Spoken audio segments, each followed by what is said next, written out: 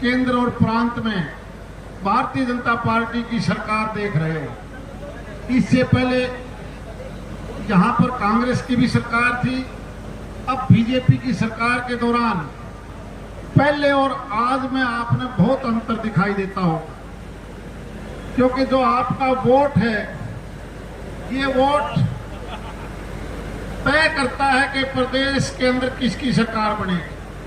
आपके वोट ने 4 महीने पहले फैसला किया कि भारतीय जनता पार्टी की सरकार बने और वो सरकार आज आपकी है। कांग्रेस के समय में जो योजनाएं बनती थी वो कांग्रेस के एजेंडे के तौर पर बनती थी, लेकिन जब से भारतीय जनता पार्टी की सरकार दिल्ली में बनी है,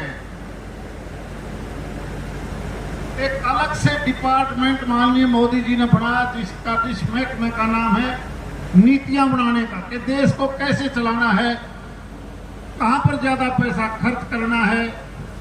और वो नीतियां बनाने का विभाग पिछले 10 साल से माननीय राव इंद्रजीत जी के पास। उन्हीं नीतियों की वजह से आप देखते हो कि देश भर में कहीं मेडिकल कॉलेज, कहीं एम्स, कहीं कॉलेज, कहीं नेशनल हाईवे, स्टेट हाईवे, कहीं ना कहीं नहरों का पुनर्निर्माण, ये जो सारी के सारे फैसले हैं ये नीतियां बनाते हैं, और वो नीतियां बनाते हैं राव इंद्रजीत सिंह जी सारे देश के। कांग्रेस के समय में ये विभाग नहीं होता था, प्लानिंग कमीशन होता था, जिसकी वजह से जिसको जहां चाहे वहां पैसा दे दिया। लेकिन नीतियां बनाने के बाद किस प्रदेश को कितना पैसा देना है, उसी का नतीजा है कि आप पिछले 10 साल से इस हरियाणा प्रदेश में कितना भयंकर बदलाव आया है। और दूसरी तरफ कांग्रेस पार्टी, उनकी पॉलिसी तो सबको पता है। आजकल वीडियो बहुत हर आदमी मोबाइल पर देखता है। उनके स्टेट के पार्टी के प्रधान, उनके एमएलए कैंडिडेट खुलेआम कहते हैं कि इतने सरकार मारी आन दो, हम सिर्फ रोल नंबर लिख के दे दियो, नौकरी आप लग जाएंगे।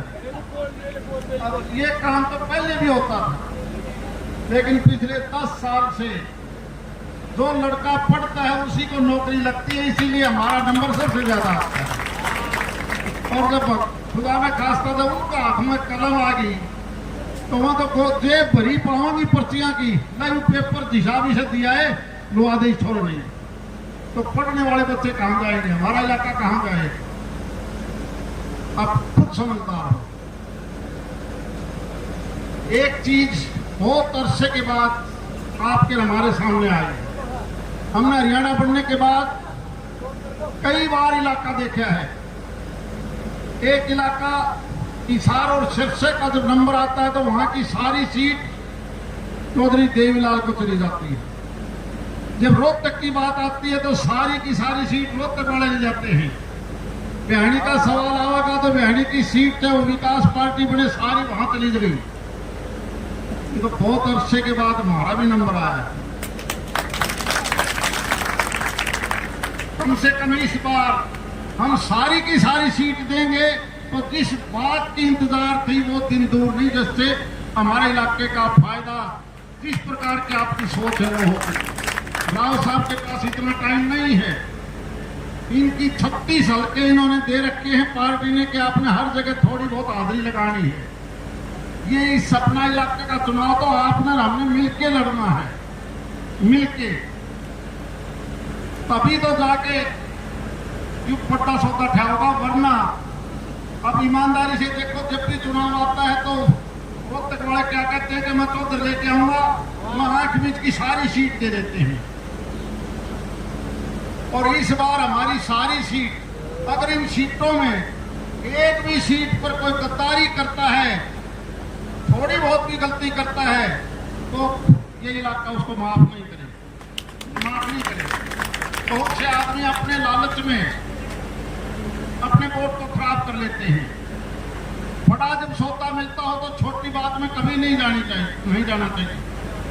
आज ये लड़ाई बड़ी लड़ाई है, छोटी लड़ाई नहीं है। इसलिए क्योंकि कैंडिडेट तो हर जगह 20-20, 30-30 होते हैं। और सही बात है कि सबका मन करता है कि मैं भी चुनाव लड़ूं, मैं भी चुनाव लड़ूं। टिकट तो एक को मिलेगी। और ओम प्रकाश जी वाली सीट तो ये अकेली की सीट जो खुद माननीय राव साहब की है।